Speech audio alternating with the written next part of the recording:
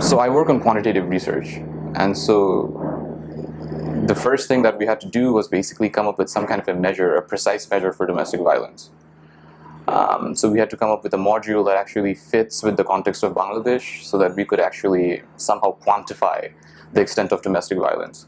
I mean, there are established modules for measuring domestic violence, but we had to cater our measure depending on the context of Bangladesh. And usually there's four things that you look at. There's physical abuse, there's mental abuse, there's sexual violence, and then there's controlling behavior. Is it the case that your partner kind of stops you from accessing financial resources, stops you from working? And so those are primarily the four measures that we focused on. So the most common one is probably belittling, in Bengali what we call choto kore kotha bola. I think more than half the respondents reported at some point that their spouse or partner slapped them in the last 12 months. Personally, for me, what I found most disturbing was that in the sample that we were looking at, more than 25% of women reported being sexually assaulted in the last year. And sexual assault in our case was just basically a euphemism for rape. And if you think about it, that's a disturbing statistic.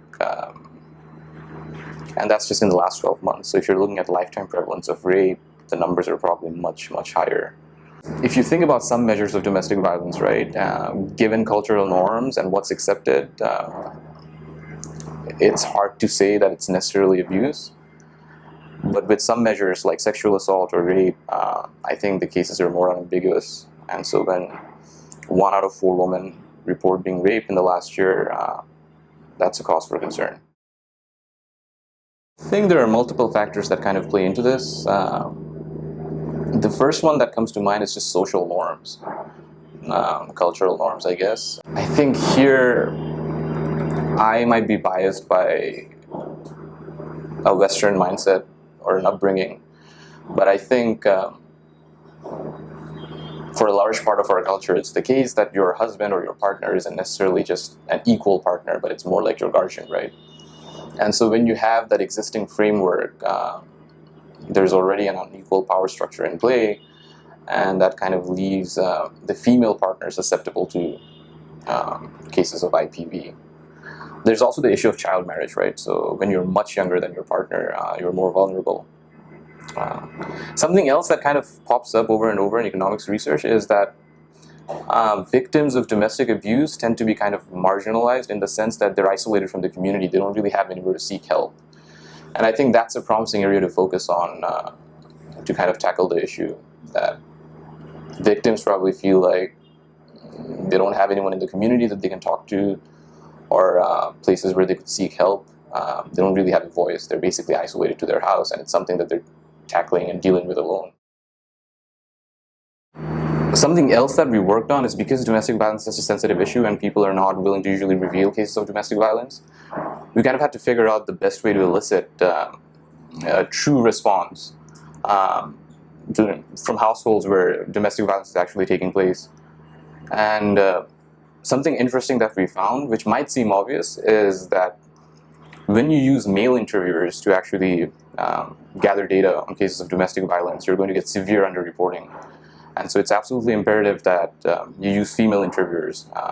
Respondents probably feel more comfortable revealing cases of domestic violence to female interviewers. And in fact, this bias in reporting when you're using male interviewers, this has implications for any kind of impact evaluation program related to intimate partner violence and domestic violence, because if you do your analysis using data that's gathered by male interviewers, there's a substantial chance that you might actually not end up getting the right impact evaluation. So for instance, even though some kind of a program against domestic violence might have an impact, because you use male interviewers, your data is a little biased and you might actually not find any result. I think just working on issues of domestic violence kind of forced me to contemplate a little more on the dynamics surrounding the issue. And if I grew up in a culture where it's kind of accepted that your husband's going to discipline you or he's your guardian, sometimes I'm not sure if that would even count as abuse. So for instance, if I do an analogy with, let's say, my relationship with my parents, my mom or dad, I just take them as my guardian and there's obviously a power differential there. And so, I don't know, when they scold me or ask me to not do something, I don't take that as abuse, I just take that for granted. And so in households that are probably registering in our measures as domestic abuse,